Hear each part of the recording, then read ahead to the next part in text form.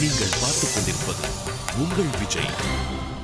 இன்னைக்கு பானகம் எப்படி செய்யறதுங்கிறத சொல்லி தரப்போறேன். ஓகே பாட்டி. பானகம் அப்படின்னாக்கா வெல்லத்துல தண்ணி ஊற்றி கரைச்சி வடிகட்டின பிறகு அதில் கொஞ்சம் உப்பு, கொஞ்சம் எலுமிச்சை சாறு, கொஞ்சம் ஏலக்காய், கொஞ்சம் சுக்குப்பொடி போட்டால் பானகம் ரெடி. எப்போ சாப்பிட்ருக்கியா? பானகம் எப்போ செய்வாங்க உங்கள் வீட்டில்? ஸ்ரீராம நவமி அன்னைக்கு எங்கள் அம்மா செய்வாங்க. நீர்மோரும் பானகமும் அதுக்கு ஒரு வசனம் ஒன்று சொல்லுவாங்க, குறைஞ்ச வயத்துக்கு கொள்ளும் பலாக்காயும் நிறைஞ்ச வயத்துக்கு நீர்மோரும் பானகமும் அப்படிம்பாங்க. அதாவது சாப்பாடு ஃபுல்லாக சாப்பிட்ட பிறகு நீர்மோர் கொஞ்சம் பானகம் சாப்பிட்டா ஜீரணமாகும் அப்படின்னு சொல்கிறாங்க. வயிற்றுல இடம் இருக்குமான்னா கொஞ்சம் இடம் வச்சுன்னு சாப்பிடணும். தவிர அந்த காலத்தில் என்ன பண்ணுவாங்க, வழிப்போக்கன் அப்படின்னாக்கா ரோட்டில் போகிறாங்கல்ல, ஒரு ஊர்லேருந்து இன்னொரு ஊருக்கு போகிறவங்க ஏதாவது ஒரு வீட்டு வாச திண்ணையில் கொஞ்சம் நேரம் உட்காந்துட்டு போவாங்க.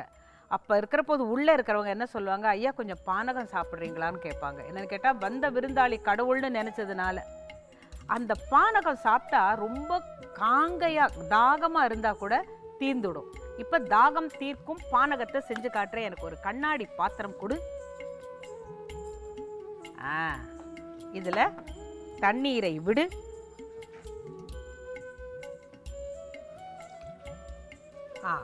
போதும். இப்போ நீ தண்ணீர் இதில் ஊற்றிட்டல்ல, இதில் வெல்லத்தை போடணும். இந்த வெல்லம் அது நல்ல சுத்தமான வெல்லமாங்கிறத பார்க்கணும். இதில் என்னெல்லாமோ இருக்கும், குப்பை செத்தை, சில சமயம் நகம் கூட இருக்கும், கல் நெயில் அதெல்லாம் இல்லாத இது நல்ல சுத்தமான வெல்லம். இதை போட்டு இதை கரைக்கணும். இது எப்படின்னு கேட்டாக்க, நீங்கள் சாப்பிட்ற எனர்ஜி ட்ரிங்க் மாதிரி. இந்த வெல்லத்தில் சுகர் இருக்கிற குளுக்கோஸ் இருக்கிறதுனால இதில் எனர்ஜி வரும். இதில் ஒரு துளி உப்பு போடலாமே, ஆசீர்வாத் உப்பெடு.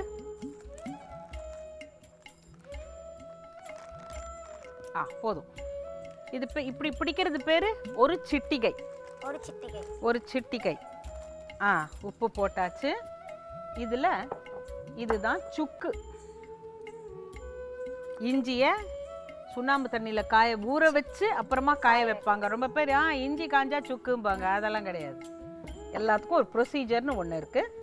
இப்போ இந்த சுக்கு பொடி போடணும். வேறு ஒரு ஸ்பூன், சின்ன ஸ்பூன் இங்கே இருக்கு.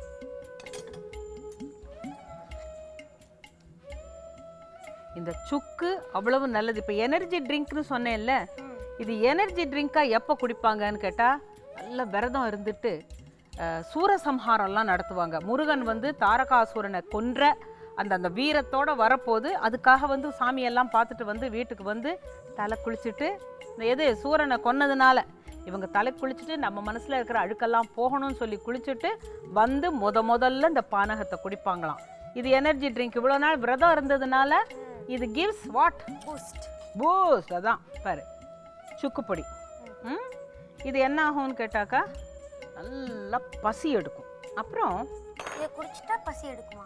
ஆமாம், எனர்ஜி வரும். ஆனால் பசின்னு ஒன்று எடுக்கணுமே. இந்த பாரு, இது ஏலக்காய். இது நல்ல ஃப்ரெஷ் ஏலக்காய், பச்சை ஏலக்காய்.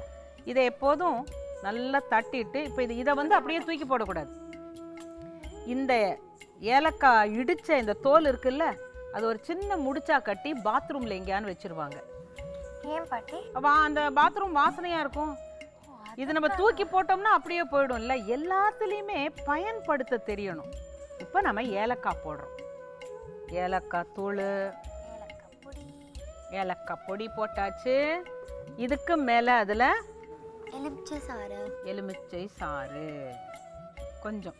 இப்போ இதில் புளிப்பு இருக்குது, உப்பு இருக்குது, கொஞ்சம் காரம் இருக்குது, அப்புறம் ஏலக்காய் பொடி வாசனையும் இருக்குது. இது எல்லாமே மருத்துவ பொருள்கள் கூட, சுக்கு ஏலக்காய் எல்லாம். இப்போ இதை நல்லா கலக்கணும்.